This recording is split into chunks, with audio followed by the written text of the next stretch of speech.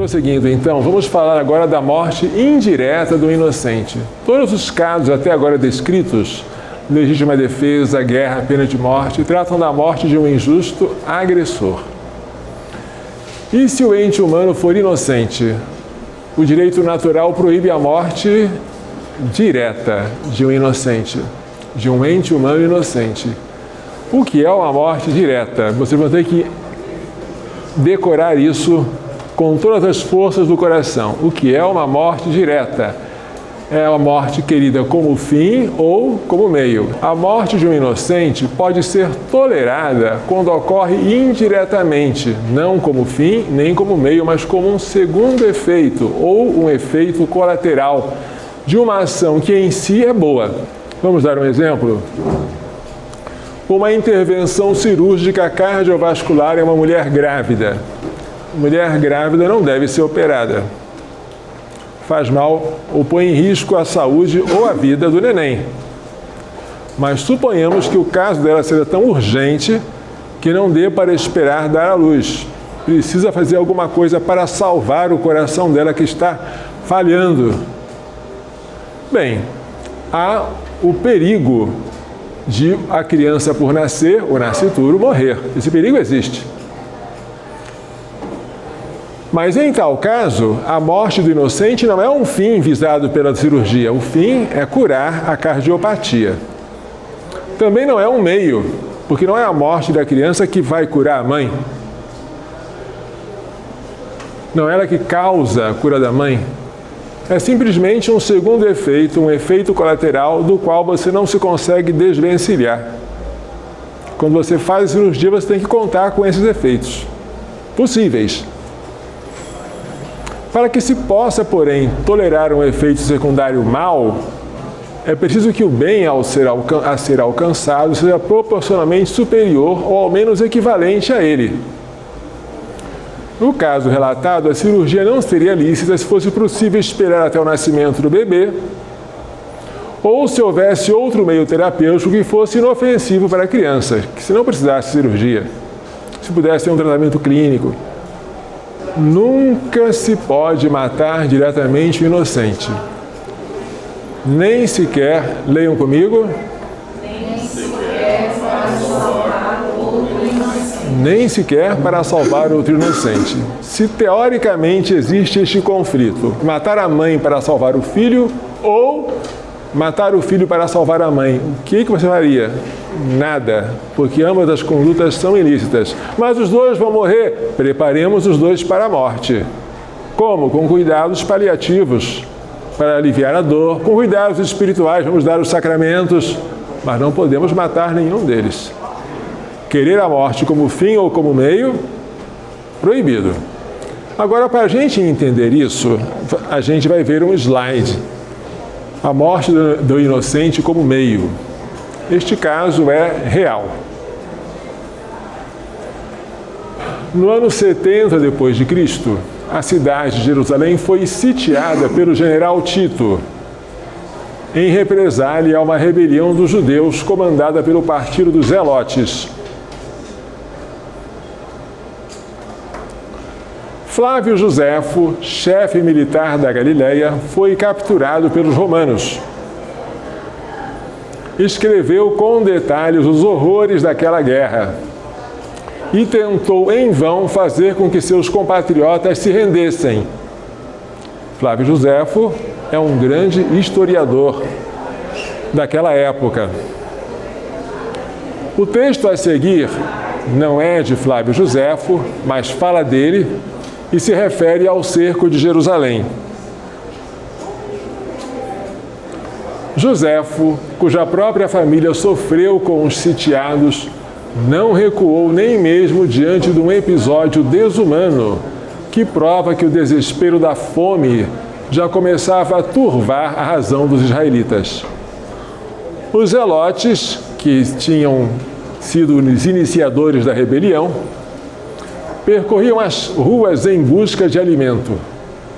De uma casa saía cheiro de carne assada. Os homens penetraram imediatamente na habitação e pararam diante de Maria, filha da nobre família Bet Ezob, extraordinariamente rica da Jordânia Oriental. Maria tinha ido como peregrina a Jerusalém para a festa da Páscoa. Os zelotes ameaçaram-na de morte se não lhes entregasse o assado. Perturbada, a mulher estendeu-lhes o que pediam, e eles viram petrificados que era um recém-nascido meio devorado, o próprio filho de Maria. Isso é narrado pelos escritos de Joséfo. Aconteceu. O que vocês dizem da atitude desta mulher? Alguém poderia tentar justificar a atitude dela com o seguinte argumento: se ela não tivesse matado, cozinhado e devorado o próprio filho, os dois teriam morrido. Não havia alimento na cidade, a fome era geral. Ao matá-lo para saciar a sua fome, pelo menos uma das vidas foi poupada. Esta é uma doutrina consequencialista, que avalia a moralidade de um ato pelas suas consequências. E isso foi condenado, com razão, pelo Papa João Paulo II. Que dizer disso? Segundo o direito natural, matar diretamente um ente humano inocente é um ato intrinsecamente mau, que não pode ser justificado nem pela boa intenção. Eu estou com fome. Nem pelas possíveis boas consequências, se eu não fizer isso eu vou morrer e meu filho também. Nem mesmo pelo estado de extrema necessidade, nem sequer para salvar outro inocente. No repugnante caso acima, a salvação da vida da mãe foi obtida por meio da morte do bebê. Analogamente, se durante uma gestação o aborto fosse um meio para salvar a vida da gestante, ainda que fosse o único meio, tal ato seria gravemente imoral. É dever do médico tentar salvar a mãe e o filho, mas não se pode salvar um deles por meio da morte do outro. O fim, por mais nobre que seja, não justifica um meio mal utilizado para alcançá-lo. Aqui nós temos o ato praticado pela mulher. Qual foi este ato? Este ato foi matar, cozinhar e devorar o seu filho. Este ato obteve a salvação da mãe, efeito bom, mas por meio da morte de um inocente, efeito mau. Foi a morte do inocente que deu à mãe a comida para que ela pudesse se alimentar e sobreviver. Então o efeito o efeito bom, a salvação da vida da mãe, derivou do efeito mau, que é a morte do inocente.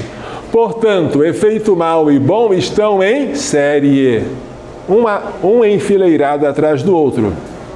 E isto é proibido. Se o efeito mau é a causa do efeito bom, este efeito mau é um meio. E o fim, ainda que seja bom, não justifica um meio mau. Gravem isso aqui para sempre. Para quando vocês forem juízes do Supremo Tribunal Federal. Para quando pertencerem a um comitê de bioética. Quando estiverem no hospital, ou tiverem que aconselhar uma equipe de enfermeiros ou de médicos. Gravem isso. Vamos agora ver a morte do inocente não como fim, nem como meio, mas como um efeito secundário. Um submarino é torpedeado em uma guerra. Um dos compartimentos começa a se encher de água. O comandante imediatamente manda que fechem a escotilha, a fim de que a água não invada o restante da embarcação. O comandante está certo? Claro que ele está certo. Ele quer evitar que o submarino afunde.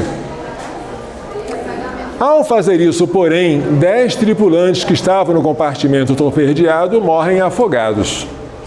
E agora? A morte deles aconteceu. A ação de fechar a escotilha não é má em si, e nem é feita com má intenção. No entanto, ela terá como efeito inevitável a morte de 10 tripulantes daquele compartimento, que serão afogados. A morte desses inocentes, causada indiretamente, não é um meio de salvar a embarcação. O meio é o fechamento da escotilha. E eu pergunto a vocês, a escotilha seria fechada mesmo que aquele compartimento não tivesse 10 tripulantes? Sim. Sim. E se absurdamente o comandante mantivesse a escotilha aberta, mas matasse os 10 tripulantes, ele salvaria o submarino? Não. A morte dos 10 tripulantes não causa a salvação do submarino. E o fechamento da escotilha seria feito mesmo que os 10 não estivessem lá. Então a morte dos 10 não é um meio, nem o fim do fechamento da escotilha. É simplesmente um efeito secundário ou um efeito colateral. Mas os 10 são inocentes, sem dúvida. Mas no caso, eles foram mortos indiretamente. O fechamento da escotilha é um ato que teve 2 efeitos. Um efeito bom, a salvação do submarino, e um efeito mau, a morte de 10 inocentes, que é um efeito secundário. Prestem atenção. O efeito bom não veio por meio do efeito mau. Não foi a morte dos inocentes que causou a salvação do submarino. Os 2 efeitos vêm em paralelo, decorrentes do mesmo ato, não em série.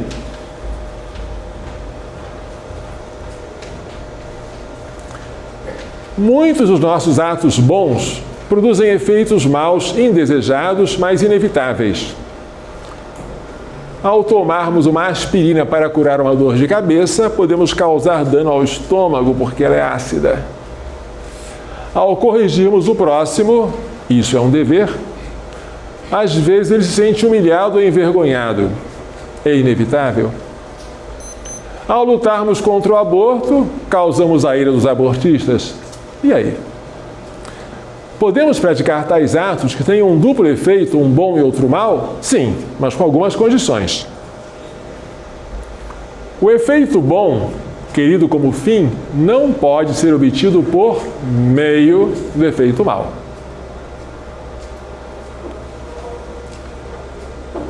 E ainda que os 2 sejam obtidos diretamente do ato bom, tanto efeito bom quanto mal, deve haver uma proporção entre o efeito bom querido e o efeito mal tolerado. Os 2 efeitos têm que ser colocados aqui em pratos de uma balança.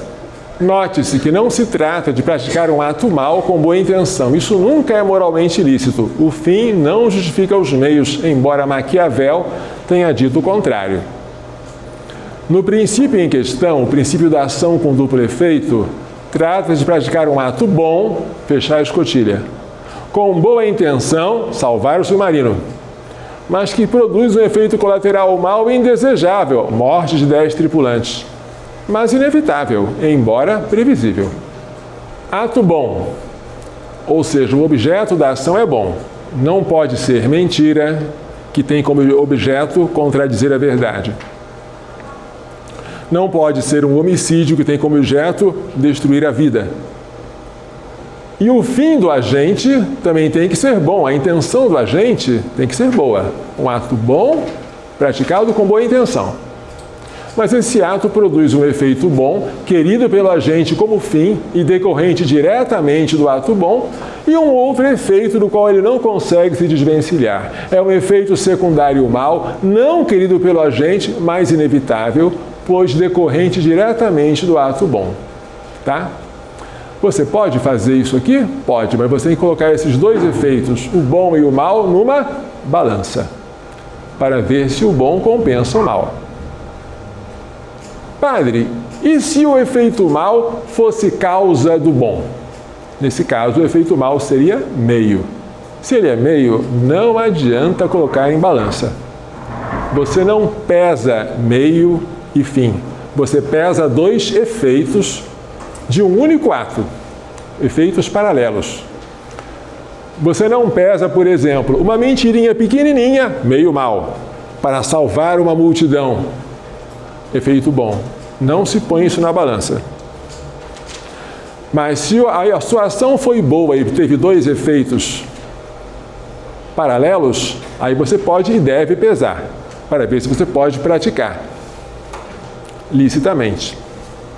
Essa aqui foi o que eu já falei, né? A intervenção cirúrgica cardiovascular em uma mulher grávida, que pode ter como consequência a morte do nascituro, da criança por nascer. A morte do inocente, em tal caso, não é um fim. O fim é a cura da cardiopatia. Também não é um meio, porque não é a morte da criança que causa a cura da mãe. É simplesmente um segundo efeito. Se o risco de ele ocorrer for pequeno, comparado com a boa chance de recuperação da mãe, e se não for possível esperar até o nascimento do bebê, nem houver outro meio terapêutico inofensivo para a criança, então é lícito, e às vezes até obrigatório, fazer a cirurgia. A medicina, como a vida, exige que a gente assuma riscos. Esta aqui não é de uma mulher com problemas cardíacos, mas uma mulher com infecção renal. Só que ela está grávida. O médico prescreve-lhe um antibiótico. Há, porém, o perigo remoto de a droga causar danos ao nascituro, como todo antibiótico. No entanto, não há outro antibiótico que seja menos nocivo ao bebê, e nem é possível esperar o nascimento da criança para iniciar o tratamento. A infecção pode crescer de tal maneira que a mãe morra por sepsemia. Infecção generalizada. E agora? Vamos deixar de dar o antibiótico nela para evitar um dano ao neném? Não podemos fazer isso. Então vamos arriscar? Devemos arriscar. A cura da infecção renal, que é um efeito bom, é obtida diretamente da ação de tomar o antibiótico e não através do dano causado ao nascituro, que é o efeito mal. Isso é óbvio, mas vejamos se é assim mesmo. O remédio seria tomado mesmo se a mulher não estivesse grávida? Então, o neném não tem nada a ver com o assunto, né? E se absurdamente a mulher não tomasse o antibiótico, mas causasse uma lesão ou a morte no seu bebê, ela ficaria curada da infecção renal? Então a morte da criança não tem nada a ver com a história. A morte da criança é um efeito secundário, se houver, colateral, e ocorrerá, se houver, indiretamente. Como a chance de lesão à criança, embora exista, é pequena, e como o tratamento é urgente, o efeito bom, a cura da infecção renal, é proporcionalmente superior ao possível efeito mal. Já fiz a ponderação e já verifiquei que eu posso pender para o efeito bom, porque ele supera o possível mal. Tá bom, então vou administrar o antibiótico para essa gestante. Esse aqui é um caso mais grave, mais complicado. Uma mulher grávida descobre que está com útero canceroso. A gravidez ainda está no início e o tumor avança com uma velocidade espantosa. O médico lhe diz que é preciso fazer uma histerectomia. Histerectomia é a remoção do útero para extirpar o tumor. Mas o útero está ocupado. Ele tem um neném lá dentro. Diz também que esta cirurgia deve ser feita urgentemente e não após o nascimento da criança. Senão a mãe, juntamente com a criança, morrerá em pouquíssimo tempo. Já pensou? Que confusão, hein?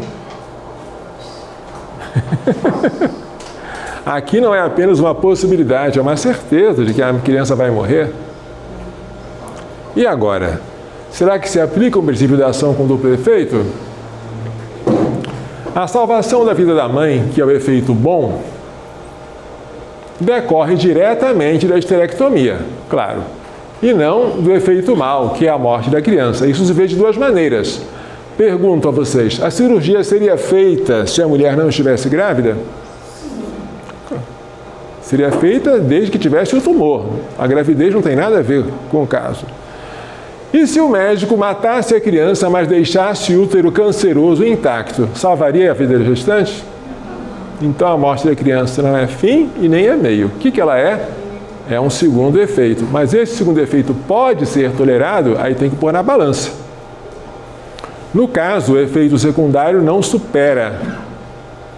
O efeito secundário mal não supera o efeito bom, que é a salvação da vida da mãe. Mas os dois estão iguais, estão no limite, né?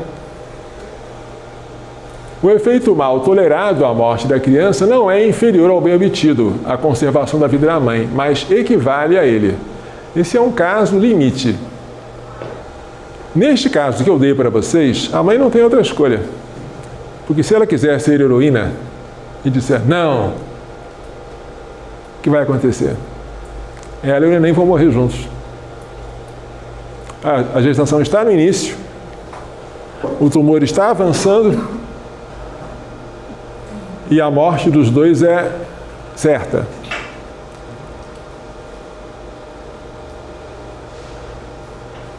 Mas quando não é assim, quando a gestação já está adiantada, quando o tumor pode avançar, afetando a mãe, mas deixando a criança nascer, a mãe pode desistir disso. É o que fez, por exemplo, para Santa Giana Beretta Molla, né? Ela deu à luz a uma criança perfeita, que hoje é médica, Giana Emanuela, mas ela morreu não em decorrência direta do tumor, mas de uma peritonite. Morreu uma semana depois do parto. Mas aqui estamos falando da morte de um inocente indiretamente, tá? Aqui disse o Papa Pio XII, num dos seus pronunciamentos, sobre o princípio da ação com duplo efeito. Pio XII, se algum de vocês for Papa, não se esqueça de canonizá-lo, tá? Porque até hoje ele não foi declarado santo, mas isso é uma injustiça. Além da santidade, ele tem uma cultura invejável. E ele é o pai da bioética. Ninguém consegue falar de bioética hoje sem citar Pio XII e aquilo que ele deixou escrito. Nós temos sempre usado de propósito a expressão atentado direto à vida do inocente, ocisão direta. O que é ocisão? Ocisão vem do latim otidere. Otidere, que quer dizer matar. Então, a gente fala de ocisão para uma palavra que deveria ser matação, mas não temos matação. Temos matança, mas é outro sentido. Matança inclui a morte de muitas pessoas juntas. Então, na falta de uma palavra melhor, a gente usa a palavra ocisão. Ocisão é o ato de matar, tá? Então, aqui, a ocisão direta, né? O atentado direto à vida do inocente é proibido. Pois, se, por exemplo, a salvação da vida da futura mãe, perceberam aqui alguma coisa estranha?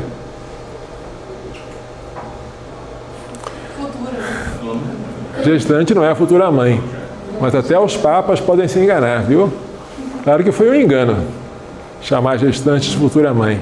Vamos fazer de conta que esse futura não existe, tá? Pois, se, por exemplo, a salvação da vida da mãe, independentemente do seu estado de gravidez, repitam comigo. Independentemente do seu estado de gravidez. Requeresse urgentemente um ato cirúrgico ou outra aplicação terapêutica que tivesse como consequência acessória, de nenhum modo querida nem intencionada, mais inevitável, a morte do feto, tal ato não se poderia dizer atentado direto à vida do inocente. Nessas condições, a operação pode ser lícita, como outras intervenções médicas semelhantes, sempre que se trate de um bem de alto valor, como é a vida, e não seja possível adiá-la até o nascimento da criança, nem recorrer a outro eficaz remédio. É o Papa legitimando o princípio da ação com duplo efeito. Não foi ele que criou este princípio. Este princípio foi formulado já no século XIX. Mas ele aqui está ensinando como magistério da Igreja. Se vocês acharam que a remoção do útero canceroso era um caso grave, esses aqui então vocês vão ver o que é grave. O que é uma gravidez ectópica? Ectopos, fora do lugar. É aquela em que a implantação do bebê se dá não no útero, que é o seu lugar natural, mas fora dele, como no abdômen, no ovário ou, o mais comum, na trompa de Falópio. O caso mais comum de gravidez ectópica é a gravidez tubária, em que o embrião se implanta na tuba ou salpinge ou trompa de Falópio. E o que nós fazemos nesse caso? Isso aqui é um tema tão complicado que valeria uma tese de doutorado, sem exagero.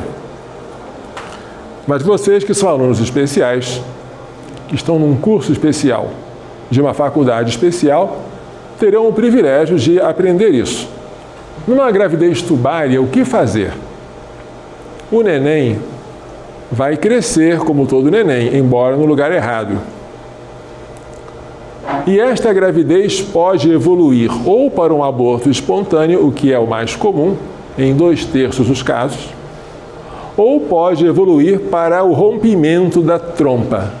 Se a trompa se romper, vai haver uma hemorragia e a mãe pode morrer. O que se faz num caso desses? Há várias condutas, vamos listá-las sem dizer que eu estou aprovando. A bioética não diz aquilo que nós fazemos, mas aquilo que se deve ser feito. Uma delas é a salpingostomia linear. É uma incisão na trompa. Perdoem-me o meu desenho, mas eu vou tentar desenhar, mesmo sem ele ser o meu forte.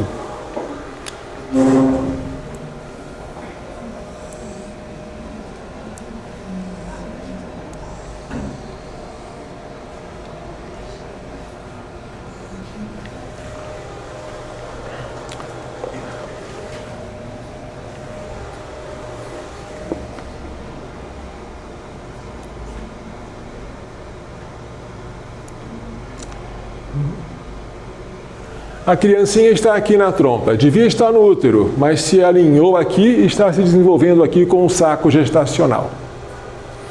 O que é uma salpingostomia linear?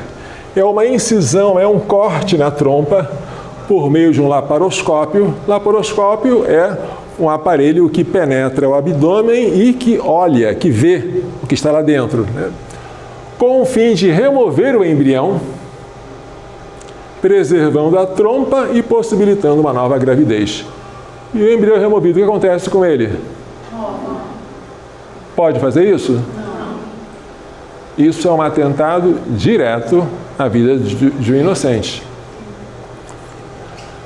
Metrotexato é um quimioterápico, é um fármaco usado para terapia de câncer. O que ele faz? Ele impede o desenvolvimento das células cancerosas. Alguns médicos tiveram a ideia de colocar este medicamento no trofoblasto, que é a parte do embrião que vai formar a placenta. Qual o objetivo de você colocar metotrexato dentro do trofoblasto? E impedir que a placenta se desenvolva. Assim, o embrião morre de inanição, morre de fome, morre por falta de comida. Pode? Mas o fim é ótimo, é salvar a vida da mãe. Mas você não pode salvar por meio da morte de um inocente. A ordenha tubária. Vocês sabem ordenhar? Como se ordenha uma trompa? Aqui está o neném. Você vai apertando aqui a trompa de modo a fazer o neném ir escorregando até alcançar o útero. Esta é a ordenha tubária. Pegar a trompa na proximidade do lugar da dilatação e comprimi-la, fazendo o embrião avançar para a parte infundibular da trompa, a parte da trompa próxima ao útero. Mas isso aqui destrói o saco gestacional, desmancha toda a casinha do embrião. Se ele chegar aqui, ele vai chegar sem nada, ele vai morrer. Esta ordenha tubária também é um atentado direto à vida de um inocente. Não se pode fazer isso. Salpingectomia. O que é isso? É a remoção da trompa ou de parte dela antes da sua ruptura. Você pega aqui uma tesoura ou coisa parecida e remove a trompa ou a parte dela em que está o embrião, ainda vivo. E a questão é, você pode fazer isso? Antes de perguntar se pode, eu afirmo, isso se faz muito. E se faz até por gente católica. E os que fazem argumentam que isso aqui não é um atentado direto à vida do inocente. Tentam aplicar aqui o princípio da ação com duplo efeito. Mas eu vou demonstrar a vocês que não se pode aplicar aqui. Que neste caso trata-se de um atentado direto à vida de um inocente. O último caso é a expectação armada. O que é? É o monitoramento da gestante. Deixe-a internada, de preferência, a fim de intervir com uma salpingectomia imediatamente após a ruptura da trompa. A trompa se rompeu, aí você tem que intervir para evitar uma hemorragia, estancando assim o sangramento, tá? Essa é a expectação armada. E agora, como é que a gente faz? Qual desses procedimentos é lícito? Esse aqui, sem dúvida, é lícito, a expectação armada. Mas ele exige um cuidado grande, você ficar monitorando a mulher, verificando se já começou o sangramento ou não, para só depois intervir. E os médicos, como todo ser humano, preferem aquilo que é mais fácil. Fazem o difícil quando forem obrigados a isso. Se o médico não tem temor de Deus, e se não tem formação bioética, ele vai preferir remover a trompa antes mesmo que ela tenha rompido. Vamos adiante. O que foi que o magistério da Igreja falou sobre esses assuntos? As declarações do magistério são muito antigas, mas válidas até hoje. Uma pergunta foi essa, feita ao Santo Ofício, hoje Congregação para a Doutrina da Fé, que é o dicastério mais elevado do Vaticano, imediatamente abaixo do Papa. Perguntou-se: pode-se ensinar com segurança nas escolas católicas que é lícita a operação chamada craniotomia, quando, omitindo-a, morreriam a mãe e o filho, e ao invés, executando-a, a mãe seria salva e o bebê morreria?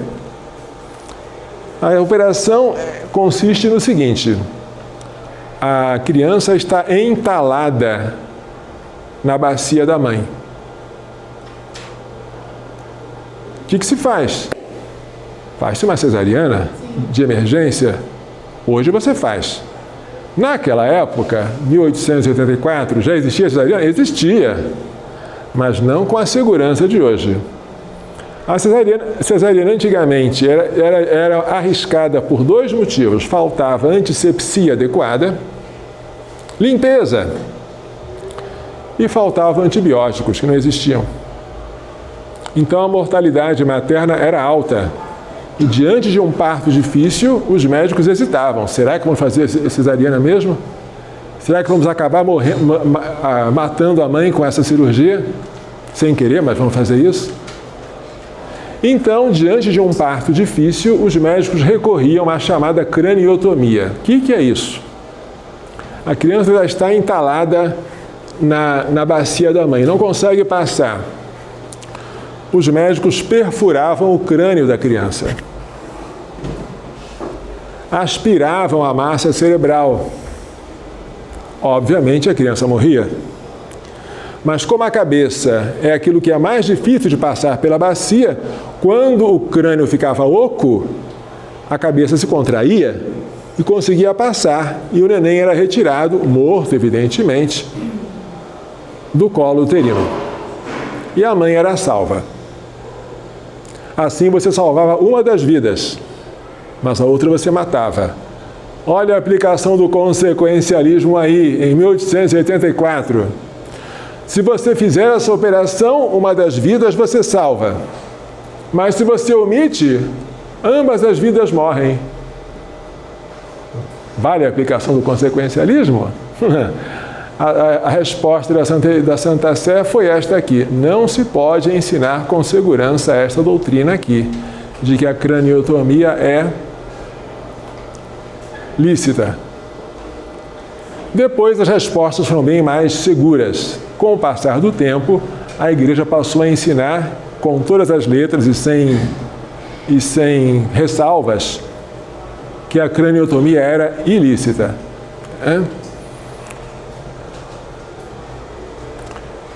Em 1888, perguntaram ao Santo Ofício alguma coisa relativa a outras cirurgias parecidas com a craniotomia. Será que elas podem ser realizadas em um parto difícil? Resposta: nas escolas católicas não se pode ensinar com segurança que a operação chamada craniotomia é lícita, segundo o que foi declarado em 28 de maio de 1884. O mesmo valendo para, leiam comigo, qualquer outra operação cirúrgica diretamente ocisiva do feto ou da mãe em gestação. Se for diretamente ocisiva de um ou de outro, é proibido. Então, um médico oculto sob o nome de Tício, pseudônimo, enviou a seguinte questão à Santa Sé. Muito importante isso, gente. Muito importante, preste atenção. Se era lícito praticar aborto quando a presença do feto no útero materno fosse causa de uma enfermidade mortal para a gestante. A pergunta é, esse caso existe? Vamos supor que ele existisse. Só o fato de o neném estar presente dentro da mãe é causa de uma doença mortal. E não houvesse outro meio a não ser a expulsão do feto para salvar a mãe de uma morte certa e iminente. É um caso dramático. Pergunto, esse caso existe? Vamos supor que ele exista. Em sua pergunta, Tício tentou justificar-se dizendo que costumava empregar meios e operações que não eram por si e imediatamente tendentes a matar o feto no útero materno, ou seja, ele não praticava atos diretamente ocisivos, é o que ele tentou dizer.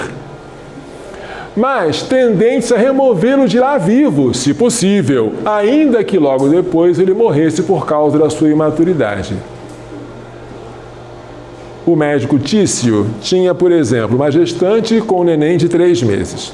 Ele estava convencido de que a enfermidade de que padecia a gestante era causada pela presença do neném lá. Então, ele não comprimia o crânio do neném, ele não perfurava, ele não esquartejava, ele só expulsava o neném.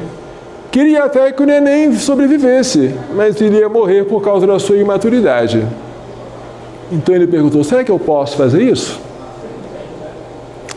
E a resposta da Santa Sé foi negativa. Claro que foi, só podia ser. Porque se ela dissesse sim, qualquer aborto feito por expulsão do neném seria legitimado. Alguém diria, eu não quis abortar, eu só quis expulsar a criança. Infelizmente ela morreu. Mas quando você expulsou a criança imatura, você praticou uma ação tendente a matá-la. Você pode até dizer que afetivamente você não queria, mas efetivamente você queria a morte dela, como um meio para atingir um outro fim. E o fim não justifica os meios. Então não se pode aplicar aqui a ação com duplo efeito para justificar a expulsão da criança prematura com a sua morte consequente. Não dá. Padre, isso aqui é coisa muito antiga, isso não acontece mais. Não acontece? Então vamos trazer para o tempo atual. Uma gestante chega no hospital com a bolsa rompida. Só que a bolsa se rompeu antes da hora. A bolsa não se rompeu aos 8 ou 9 meses, mas com 3 meses. E o que acontece quando a bolsa se rompe? As bactérias que estão do lado de fora começam a entrar. E a mãe começa a se encher de uma infecção.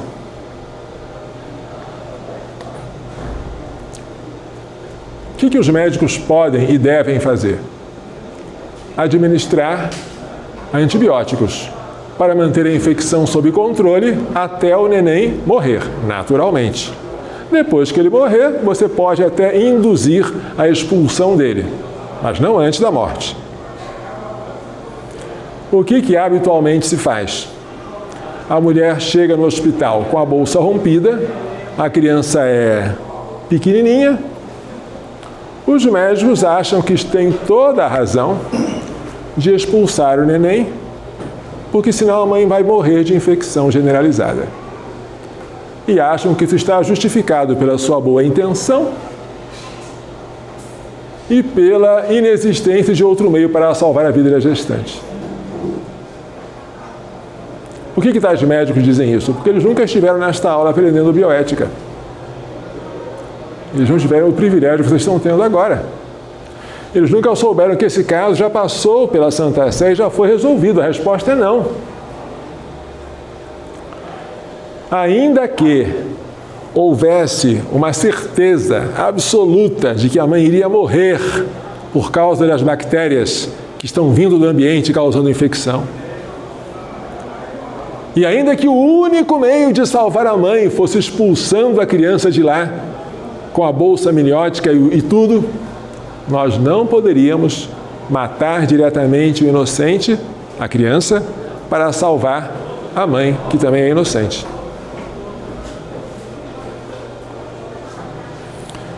E se você conversar com os médicos que fazem isso, eles vão tentar se justificar como Tício.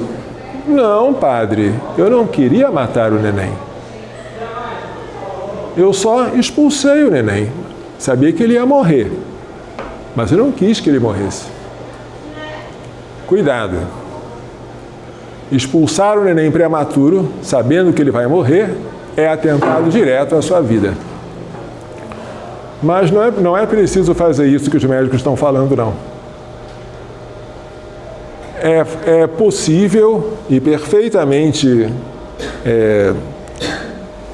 execuível manter a mãe com o neném dentro dela, com antibiótico endovenoso, até esperar o neném morrer.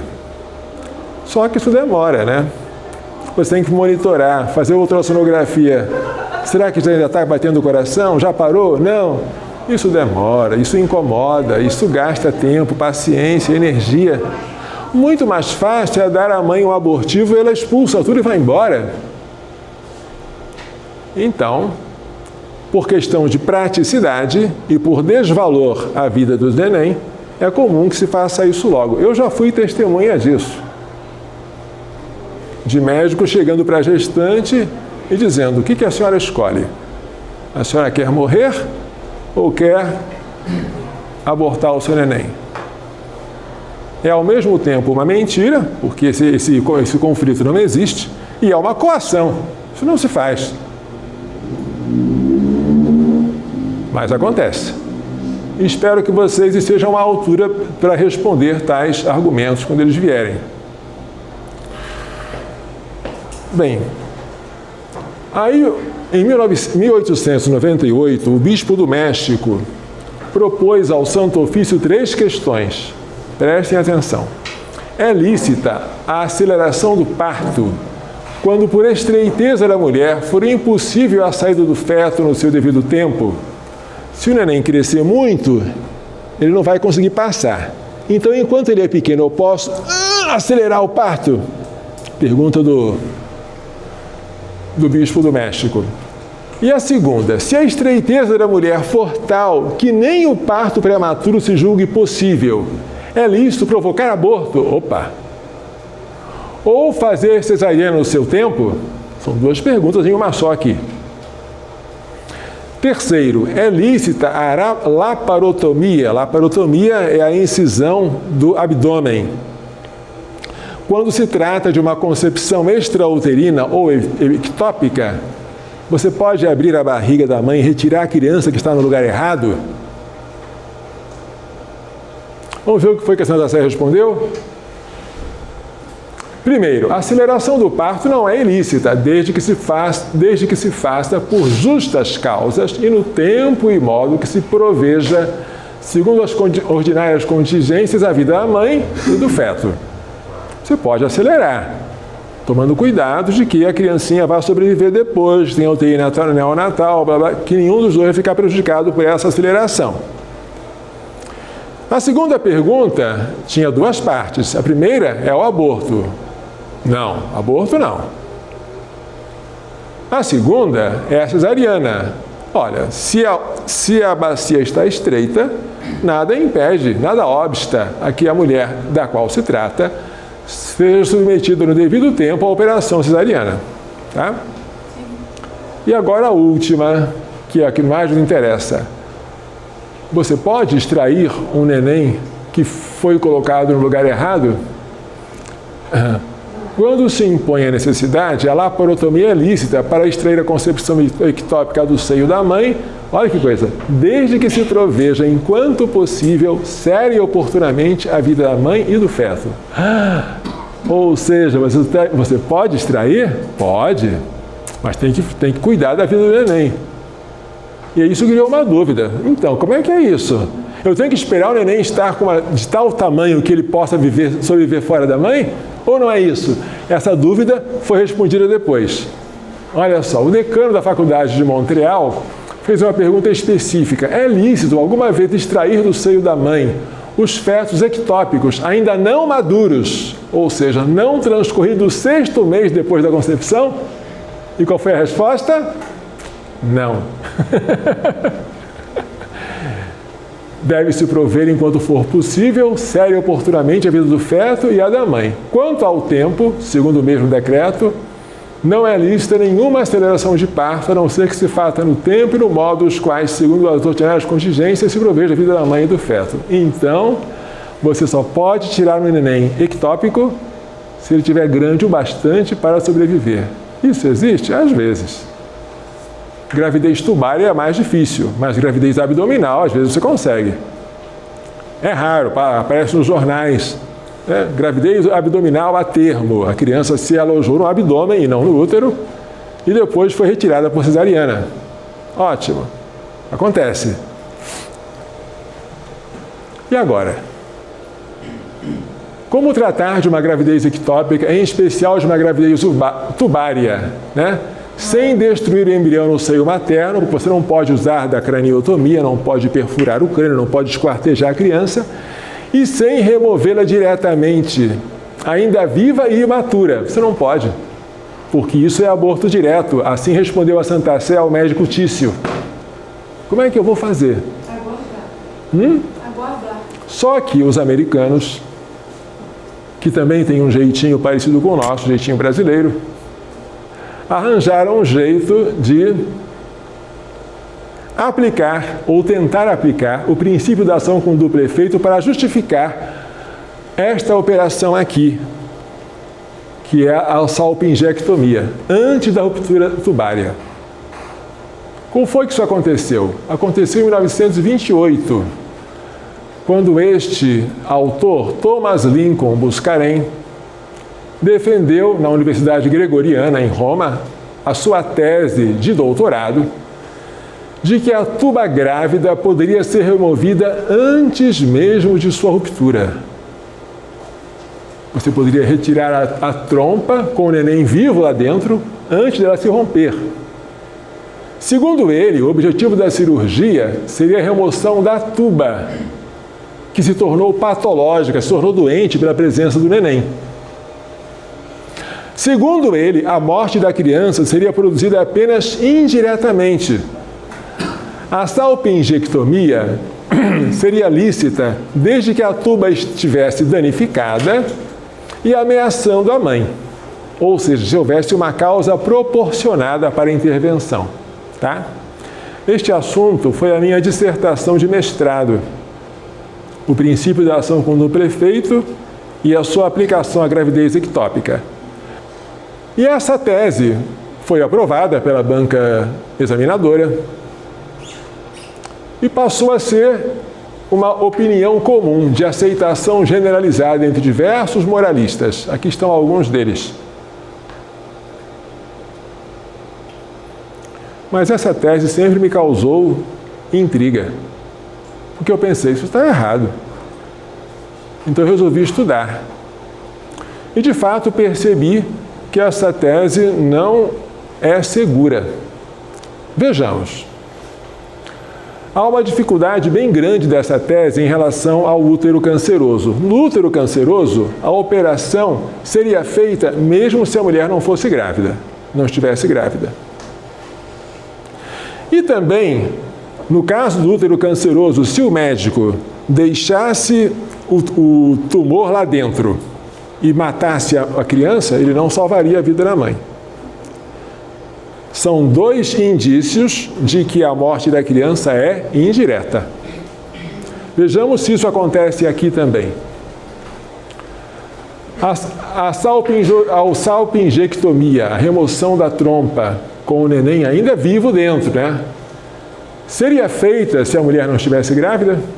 Não. O motivo de fazer é a própria gravidez. Segundo, se o médico simplesmente matasse a criança, deixando a trompa intacta, salvaria a vida da mãe? Salvaria. Essas duas respostas nos indicam que a morte da criança é direta e ela é querida como meio para salvar a vida da mãe. É o que se procura quando se faz a salpingostomia linear, quando se abre aqui a trompa para retirar o embrião vivo, ou quando se usa o metrotexato. Você tenta matar o neném, que depois será reabsorvido pela trompa, você mata para salvar a vida da gestante. É a morte de um inocente causando a salvação de outro inocente. Não pode. O que está causando aqui o problema da mãe é o neném. Mas você não pode matar o neném dizendo, ele está me perturbando, eu vou matá-lo. Ou como alguns dizem, ele é um injusto agressor, eu vou me defender dele. Ele é um filho, não é um agressor.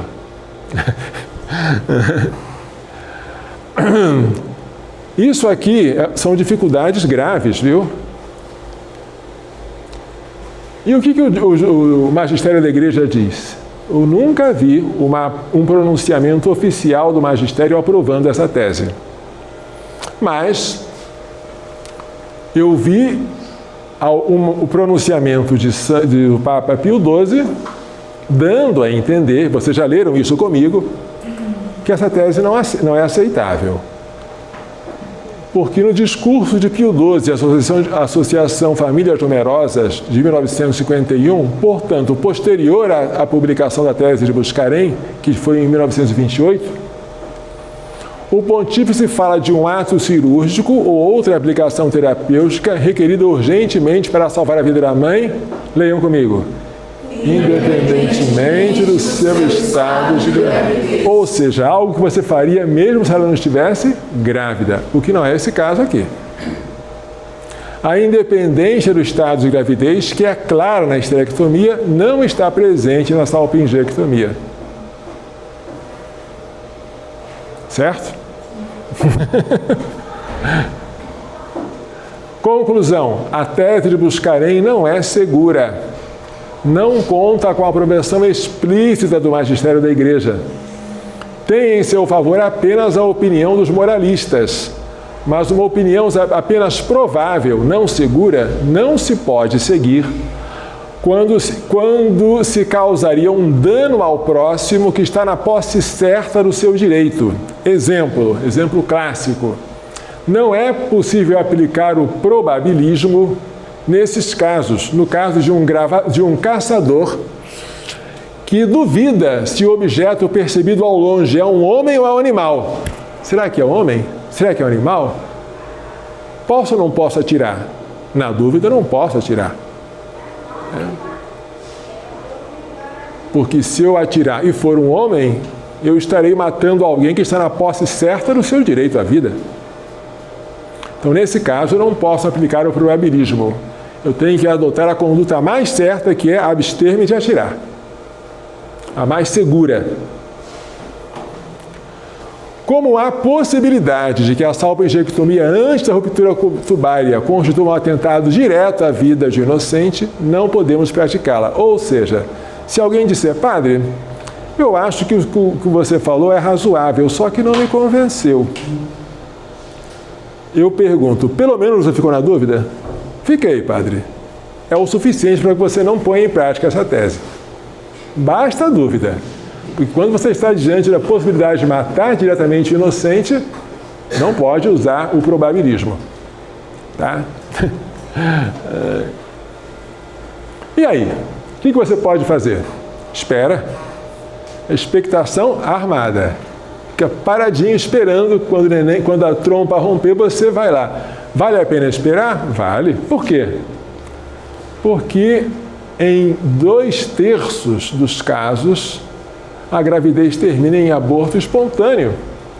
65% é quase 2/3. E é uma probabilidade boa. Vale a pena esperar. Para que essa pressa? Quando não termina em aborto espontâneo, a gravidez evolui em direção à ruptura tubária, exigindo uma intervenção imediata.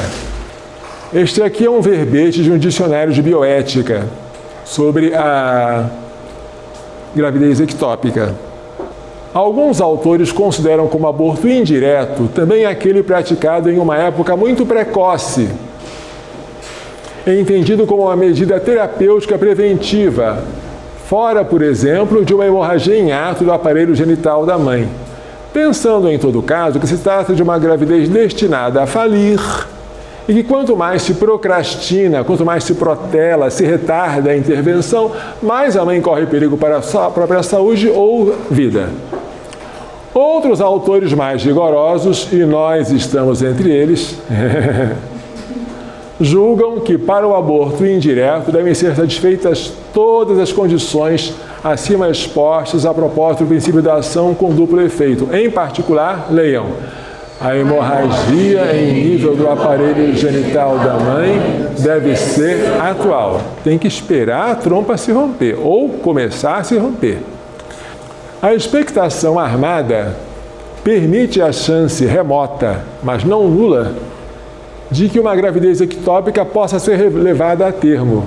Antes de Buscarin, quando não havia o hábito de se fazer salpingectomia antes da ruptura tubária, ele próprio, o autor dessa tese, cita alguns casos de 303 fetos extraídos vivos. 58% morreram em 24 horas. Dos 42% que sobreviveram, 32%, ou seja, 13% do total, viveram além de 5 anos, e destes, 1/3 era deformado. Conclusão, 8% das crianças vivas geradas por gravidez ectópica avançada desenvolverem-se em indivíduos normais. Já viram isso? Gravidez ectópica avançada, gerar crianças vivas com desenvolvimento normal. É uma quantia, você pensa, isso não existe, mas existiu, pelo menos no tempo em que os médicos não eram tão apressados. E ele não achava isso ruim, não. Não se deve perder de vista o caso de que todas as 303 crianças extraídas vivas pelas operações que se relata teriam tido a chance de receber o batismo, que não é uma vantagem desprezível, independentemente de quanto tempo elas vivem ou do valor social que suas vidas pudessem ter tido, né? Quando os médicos esperavam, às vezes se deparavam com uma trompa bem elástica, que demorava a se romper. Este livro aqui o princípio da ação com duplo efeito e sua aplicação à gravidez ectópica foi a minha dissertação de mestrado. O que vocês estão vendo nos slides são um resumo dessa dissertação. Então vejamos aqui, só para vocês entenderem, estão vendo aqui uma tesoura e aqui uma injeção. A tesoura está querendo cortar a trompa, fazendo aquele procedimento chamado salpingectomia. Esta injeção é de metrotexato, para ser injetada na placenta do embrião, a fim de que ele morra por inanição. São 2 procedimentos imorais para se tentar tratar de uma gravidez ectópica. Nós já fomos descartando um por um e descobrimos que sobrou a expectação armada, deixar a gestante monitorada, de preferência já internada, para intervir quando? Essa é a pergunta. Qual é o momento exato de intervir? O momento exato que legitima a intervenção não é a morte do bebê, que naquela situação de urgência é difícil de detectar. Será que ele já morreu? Ninguém sabe. Mas a hemorragia em ato, que põe em risco a vida da mãe. Ou seja, a mãe começou a sangrar, se você não intervier, ela vai morrer, porque a hemorragia, a pessoa se esvai em sangue e morre mesmo. Então agora requer-se uma intervenção cirúrgica para estancar a hemorragia. Prestem atenção. Se o bebê morrer em decorrência da salpingectomia, em decorrência da retirada da trompa, mas depois que ela já se rompeu ou está se rompendo, em tal caso, sem dúvida, sua morte será apenas um efeito indireto da intervenção. Se for possível encontrar o bebê ainda vivo, deve-se batizá-lo imediatamente. Às vezes, dizem os médicos, isso ocorre. Você encontra, depois de fazer uma cirurgia como essa, um saco gestacional intacto com o neném dentro. Você não pode batizar sem romper o saco gestacional e derramar água em contato com a pele do neném, para que o batismo seja válido, pronunciando aquelas palavras: eu te batizo em nome do Pai, e do Filho, e do Espírito Santo. Prestem atenção para esta passagenzinha da tese de Buscarém. A tese dele, ela foi escrita em latim, mas foi publicada em inglês. Vejamos aqui o que ele diz no caso de você fazer uma salpingectomia quando a trompa já está se rompendo. Olha o que ele diz. Vou tentar aqui fazer um desenho, perdoem-me que não é uma obra de arte, mas para vocês entenderem o que ele está querendo dizer. Aqui está a trompa e ela está com esta dilatação por causa do embrião, né? Aqui está o útero, aqui está outra trompa, tá bom? Aí aconteceu que o embrião que estava aqui com o seu saco gestacional foi crescendo, crescendo, e aí ela se rompeu. Quando ela se rompeu, o que foi que aconteceu? Essa ruptura causa um sangramento, uma hemorragia, que é preciso estancar. E o que agora se faz? Pega-se um fórceps, né, para estancar a hemorragia. Vamos imaginar que isso aqui fosse um fórceps. Usem a imaginação e acreditem que isso aqui é um fórceps, tá? Ótimo. Este é um fórceps homeostático, dizem os médicos, assim eles chamam.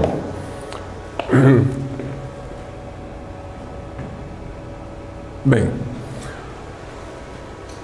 do estancamento do fluxo sanguíneo, quando o fórceps comprime a artéria para que ela não possa mais sangrar, seguem dois efeitos imediatos, diz Buscarin, que são igualmente próximos entre si.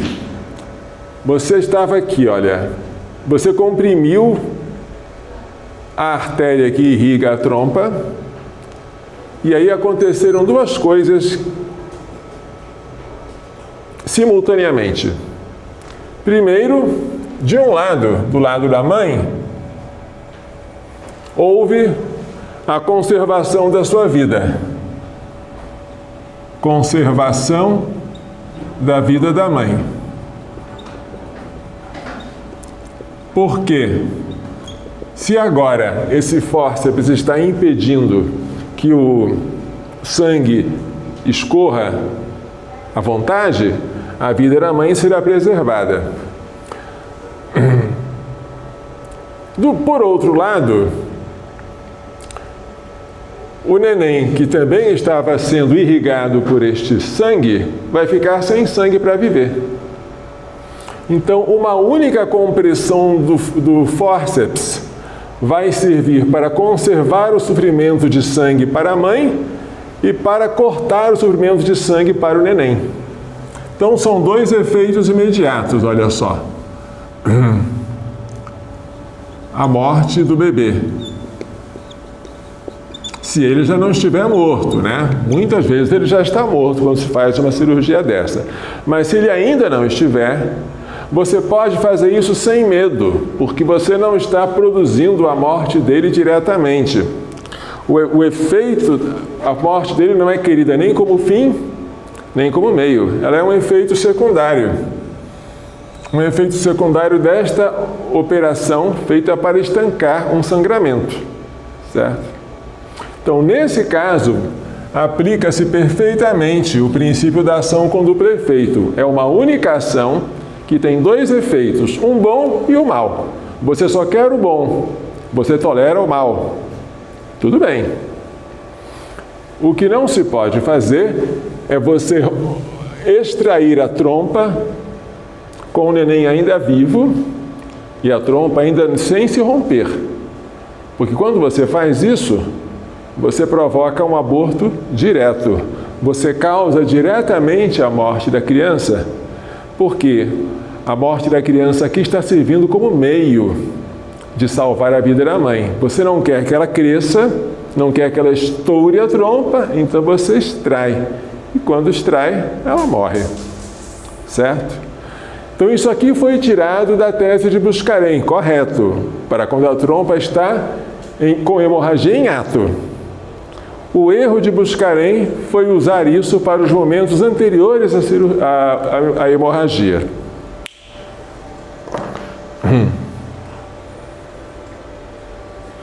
Isto aqui eu já falei com vocês, é a operação, que deveria ser a mais óbvia, né?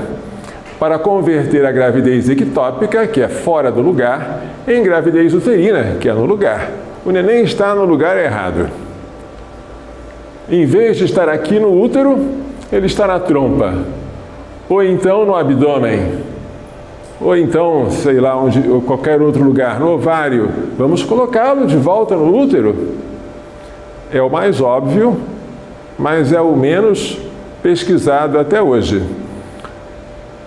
Aconteceu, por acaso, em 1915, que este médico, Dr. Wallace, encontrou uma gravidez ectópica quando estava retirando um mioma de uma mulher. Então ele aproveitou a ferida causada pela extração do mioma, pela miomectomia, e lá ele costurou o saco gestacional intacto com parte da parede da trompa. Aí depois uma criança nasceu sem nenhum problema e ele publicou isso numa revista. É um caso, relato de caso, como ocorre em revistas de medicina. Só que isso aqui é um caso isolado, que ficou isolado por muito tempo. Como é que você vai descobrir que uma mulher tem gravidez ectópica se você naquela época não tinha ecografia, ultrassonografia? Era só por acaso mesmo. Então, por muito tempo ficou assim. Quando Buscarin publicou a tese dele, em 1928, também não se sabia mais de nada. Não se havia evoluído muito sobre esse assunto. Mas agora, a notícia que nós temos mais recente, depois de Wallace, sobre a tentativa de converter gravidez ectópica em gravidez uterina, foi em 1964, com esses dois médicos, Billings e Davis. Uma paciente de 29 anos, na terceira gravidez tubária, olha, terceira. Eles introduziram toda a trompa, não apenas um pedaço dela, na cavidade uterina, mas a tentativa foi falida. E eles disseram, não estávamos certos de que o feto estava vivo no momento da operação. De qualquer forma, não deu certo. Isso foi em 64. Em 67, dois médicos brasileiros, Sérgio Peixoto e Geraldo Rodrigues de Lima, de São Paulo, tentaram fazer algo semelhante numa paciente de 34 anos. Gravidez tubária com diâmetro de 3 centímetros, com um discreto ponto de ruptura. Ruptura aqui na trompa, né? A paciente recebeu alta após a cirurgia, mas depois de uma semana fizeram um exame compatível com gravidez com insuficiência placentária. E algum tempo depois, um aborto espontâneo. Então a gravidez não foi a termo. Em 1980, este moço aqui, Landron Shettles, que é considerado o pai da fecundação in vitro, muito famoso, resolveu, em uma paciente de 27 anos, converter a gravidez tubária dela, com um diâmetro de 4 a 5 milímetros, portanto bem no iniciozinho, para a gravidez uterina. Extraiu o saco embrionário intacto, repleto de vilosidades coriônicas, e transferiu para o útero. Nasceu uma menina com 3.200 gramas. Mas essa notícia ficou praticamente despercebida. Na verdade, ela seria publicada em um congresso de medicina na França, mas nem chegou a ser publicada. Foi publicada vários anos depois.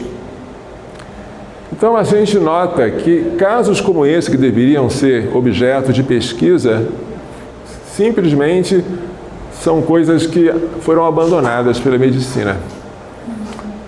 Vejamos esse aqui. Este aqui é Eugênio Lenzi, um médico que resolveu, em 1987, levar a sério essa causa da conversão tubário-uterina. Em 1988, ele propôs uma campanha de informações junto aos médicos e junto às mulheres que conduzisse a um exame ecográfico quase sistemático, mal se detectasse um atraso menstrual. Imagine uma campanha assim entre as mulheres. Houve algum atraso? Vamos agora fazer uma ecografia para verificar se a sua gravidez é ectópica, porque quanto mais cedo, mais fácil de se tentar uma conversão em gravidez uterina. Nesse mesmo ano de 88, ele veio ao Brasil e participou no Rio de Janeiro do 12º Congresso Mundial de Ginecologia e Obstetrícia e expôs lá a sua campanha. Vamos agora não apenas salvar só a mãe, vamos salvar a mãe e o filho. Aqui é um anúncio que ele fez. Em 1994, esses três, autores, Peirce, Manionda e Chamberlain, noticiaram que haviam conseguido com sucesso converter uma gravidez ectópica em gravidez uterina em um embrião de 5 semanas de uma paciente de 29 anos, tá? Detectado por ultrassonografia transvaginal. Essa ultrassonografia, ela consegue detectar uma gravidez ectópica de maneira mais precoce. Removeram o endométrio decidualizado para tornar a cavidade mais acolhedora e conseguiram. Houve uma menina que nasceu com 2,7 kg na 38ª semana de gravidez. E esta é a última notícia que nós temos de gravidez ectópica convertida em gravidez uterina com sucesso. Não se ouve falar mais disso. Por quê? Haveria necessidade de pesquisas. E as pesquisas não estão voltadas para isso. Gravidez ectópica, simplesmente aconselho a mãe ou a tomar o metrotexato, ou fazer ordenha tubárica, ou então a fazer aquela salpingostomia linear, que retira o neném inteirinho e deixa a trompa, digamos, intacta, ou então a salpingectomia, que arranca um pedaço da trompa com o embrião dentro, ainda vivo, né, que nós já vimos, que constitui aborto direto também, mas ninguém pensa em corrigir o problema pela sua causa. Falta, de fato, uma dedicação a essa causa. E como vocês serão, espero, os grandes bioeticistas, quem sabe poderão dar um impulso na nova geração de médicos e veterinários para este fim. Mas a pergunta é, será que se eu encontrar uma mulher com gravidez ectópica e de vez em quando encontra e vem falar conosco, o que eu faço, padre? Será que um médico, mesmo com um conhecimento quase artesanal desse assunto, ele pode tentar fazer uma conversão tubario-uterina? O que diz a Donum Vitae, ou seja, a instrução sobre o respeito à vida humana nascente e à dignidade da procriação? Esta instruçãozinha de 1987, que nós vamos estudar com muito detalhe na época em que falarmos da fecundação in vitro, da inseminação artificial, essa instruçãozinha fala uma coisa interessante. No caso de experimentação claramente terapêutica, experimentação com o embrião, vou experimentar nele uma técnica que eu não sei se vai dar certo, mas o objetivo da técnica é curar, é tratar, não é fazer mal ao embrião. No caso de experimentação claramente terapêutica, isto é, desde que se trate de terapias experimentais empregadas em benefício do próprio embrião, não em benefício de terceiros, com o fim de salvar-lhe a vida em uma tentativa extrema e na falta de outras terapias válidas, pode ser lícito o recurso a remédios ou procedimentos ainda não plenamente convalidados. É o caso dessa cirurgia. Um médico pode tentar, é lícito, mesmo que a chance de sucesso seja pequena.